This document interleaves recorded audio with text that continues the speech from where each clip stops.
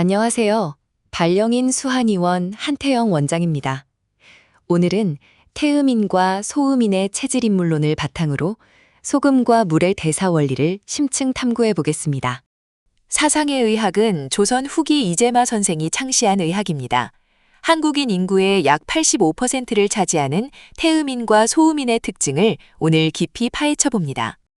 우주와 자연의 사계절 매크로적인 변화가 인간 신체 내부의 수분 대사와 어떻게 연동하는지 사상의학적 렌즈를 통해 그 깊은 역학을 분석해 봅시다. 현대의학은 고혈압과 부종 환자 모두에게 일률적으로 저염식을 권장합니다. 하지만 사상의학은 체질별 독창성을 근거로 획일성에 정면으로 반대합니다. 음양 체질의 근본 전제에 따라 저염식 치료 원칙을 명확하게 이원화해야 합니다. 인체 생리는 상반된 음과 양의 벡터에 의해 지배되기 때문입니다. 사계절의 변화에서 음양을 가장 직관적으로 읽어낼 수 있습니다. 동지에서 하지로 갈 때 양기가 전 세계적으로 확장되며 태극은 이를 기하학적으로 보여줍니다. 양기는 뜨거운 열과 강력한 외부 팽창의 벡터를 만듭니다. 중심에서 바깥으로 에너지가 뻗어나가면서 신체 내부 공간을 기하학적으로 넓혀갑니다. 내부 공간이 확장되면 자연스럽게 수분을 머금고 포용하게 됩니다. 식물과 동물, 인간의 완전한 수분 공급 상태는 본질적으로 양의 현상입니다. 계절의 우주적 호흡 속에서 동지의 극음은 수축과 냉각을 유도하고 하지가 되면 극양의 열이 물을 구름과 안개증기로 팽창시키며 기류를 형성합니다. 여름이 지나 양기가 약해지면 음기가 지배력을 얻습니다. 힘의 벡터가 외두에서 내부로 작용하면서 몸의 신체 공간이 수축하고 탈수가 시작됩니다. 음기가 극대화되면 생물학적 내부 공간이 협소해져 수분을 밀어내게 되는데 이 과정이 인유입니다. 전신적 탈수는 본질적으로 극단의 음의 상태입니다. 고대의 음양 개념은 물리적 상태에 대한 명확한 설명입니다. 이를 현대의 탈수 현상인 음과 수화 현상인 양으로 정의하면 임상 해석이 명확해집니다. 음적인 탈수가 오면 체내 전체 혈장량이 줄어듭니다. 이때 뇌는 산소 결핍에 막기 위해 말초 혈관을 보상적으로 확장시키며 두통과 이명을 유발합니다. 양체질의 두통은 이와 정반대입니다. 양의 기운은 에너지를 수직으로 상승시키는 역삼각형 구조라 머리로 혈류와 압력이 급격히 솟구쳐 두통이 옵니다. 체액 상태를 배출로 비교해보면 음의 현상은 나트륨 부족으로 소변을 자주 노는 것이며 양의 현상은 땀으로 흘려보내고 물을 강하게 흡수하는 과정입니다. 수분 흡수는 단순한 삼투 확산이 아닙니다. 물이 구강 점막에 닿는 순간 수용체가 이를 실시간 감지하여 뇌에 전달하며 소화기관 전체를 활성화합니다. 위장은 수분을 직접 흡수하기보다 저장하고 십이지장으로 넘기는 역할을 합니다. 순수한 물은 위병 밀착 연접을 통과해 소장으로 빠르게 전송됩니다. 소장은 수분 흡수의 위대한 절대 중심입니다. 매일 소화기관에서 분비되는 약 8에서 9리터에 달하는 엄청난 소화액이 모두 소장에서 완벽히 재흡수됩니다. 수분은 에너지를 태워 억지로 끌고 가지 않습니다. 나트륨과 포도당 등 용질이 농도 차이를 만들면 수분은 자연스럽게 이온 경도를 추종해 움직입니다.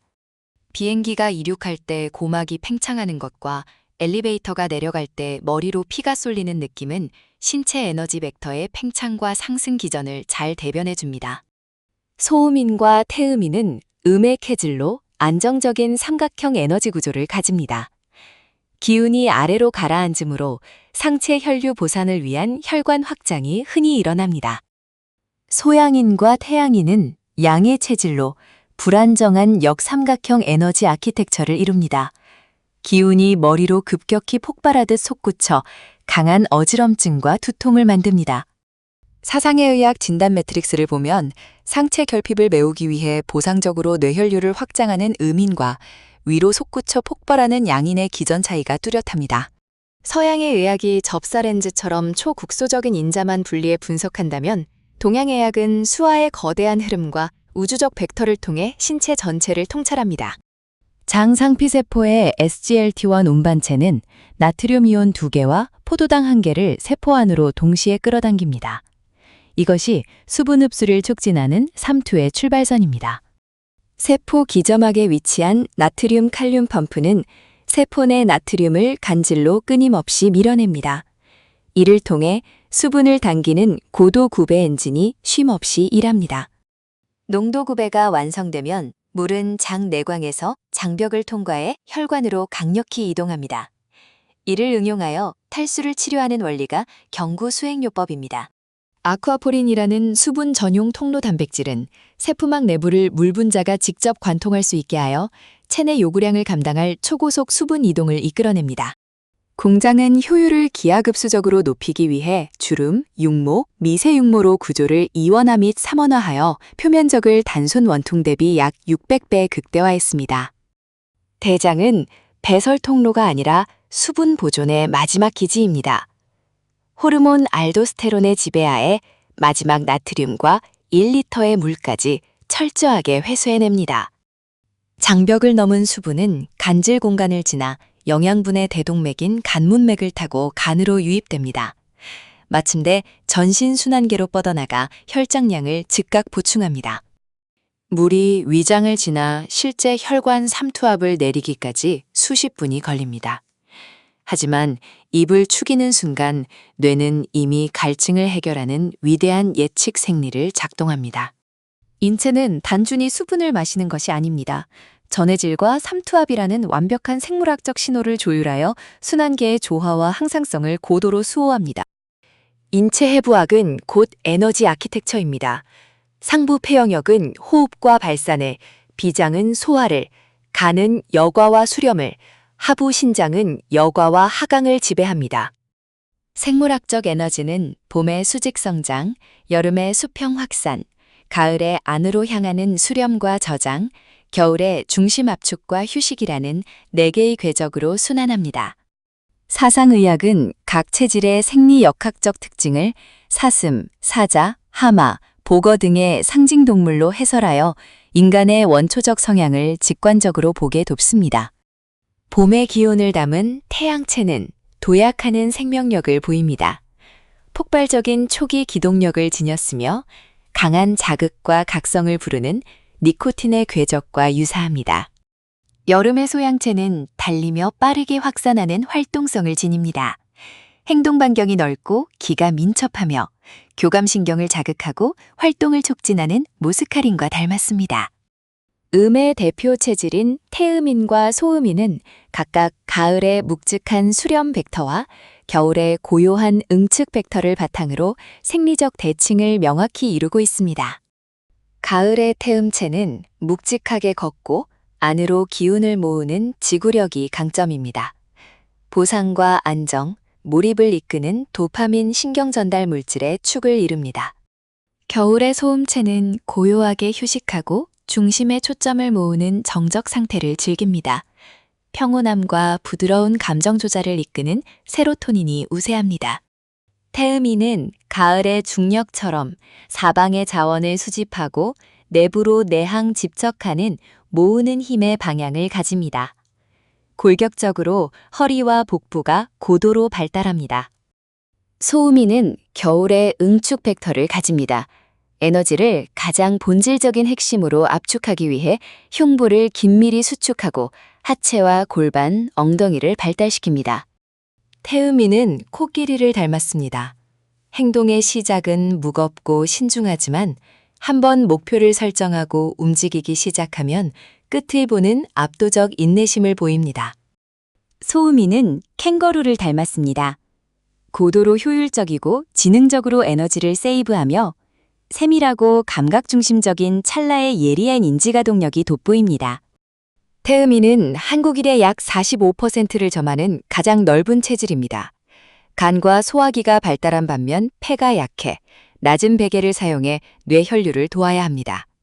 태음인은 대인관계가 두텁고 사람들과 함께 밥을 먹으며 어울리는 관계 속에서 행복을 느낍니다. 한번 몰입하면 엔지니어나 의사로 대성을 이룹니다. 소음인은 한국인의 약 40%를 점합니다. 신장과 배설, 생식기는 튼튼하지만 위장이 냉해 소화장애나 잦은 가스, 설사 등에 항상 시달리기 쉽습니다. 소음인의 혀는 극도로 예민하며 뇌와 신경학적 사고를 고도로 발달시켰습니다. 사색과 지식의 도구를 통해 사회에 꼭 필요한 두뇌 역할을 수행합니다. 체질은 거스를 수 없는 유전입니다. 영국의 엘리자베스 여왕과 필립 공의 결합으로 태어난 찰스 국왕은 이목구비가 세련되게 밀집된 소음인의 표상입니다. 소음인 42코드는 소양 성향이 가미된 소음인입니다. 얼굴이 좁고 코가 우뚝하며 눈, 코, 입이 정밀하게 모여 있어 깊고 철저하며 빠른 계산을 수행합니다. 태음인 3코드는 얼굴이 너른 편이고 아래턱이 묵직하게 발달해 후각과 포용력이 뛰어납니다. 반면 소음인 42코드는 냉철하고 철저하게 혼자 일합니다. 소음인의 가장 큰 무기는 의심과 질문을 거쳐 완벽한 연구 설계도를 그리는 것입니다. 완벽하게 준비가 될 때 비로소 실행에 나서 안정을 취합니다. 폭력을 거부하고 비폭력 노선으로 세계를 변화시킨 마틴 루터 킹 목사와 마하트마 간디는 내면의 강인한 진리와 겨울의 세로토닌을 활용한 소음인 리더입니다. 소음인의 내면에는 강한 낙천성과 즐거움의 유전자가 숨겨져 있습니다. 평소엔 조용하지만 싸이나 존 트라볼타처럼 무대에서 압도적 폭발력을 뿜어냅니다. 시스템의 작은 오차도 허용하지 않고 정밀한 디지털 우주를 만든 스티브 잡스와 빌 게이츠 역시 세상을 바꾼 소음인 고유의 응축 에너지 천재들입니다. 가을의 중력으로 실천과 자원을 무섭게 흡수하는 일론 머스크와 젠슨 황은 태음인의 거대한 추진력과 강인한 중초 허리의 기운으로 제국을 밀어붙입니다. 시대를 앞서가 천재적 지혜를 뿜어낸 발명가 니콜라 테슬라는 날카롭고 직관적인 우주적 두뇌를 지닌 전형적인 41코드 태양성 소음인이었습니다. 멜 깁슨은 날카로운 기백을 품은 다부진 42코드 소음인이며 대부의 비토 코를레오네는 네 사람을 끝까지 껴안고 영토를 가꾼 43코드 태음성 소음인입니다. 말을 아끼고 오직 눈빛과 한 수 앞선 전략으로 판을 장악하는 대부의 묵직한 힘은 불필요한 외향적 팽창을 지극히 절제하는 소음인 카리스마의 극치입니다. 프란치스코 교황님과 김수환 추기경님은 따뜻한 포용력과 내면의 철저한 사색이 결합된 위대한 영적 스승입니다. 더 자세히 알고 싶은 분은 블로그를 참조하십시오. 경청해 주셔서 감사합니다.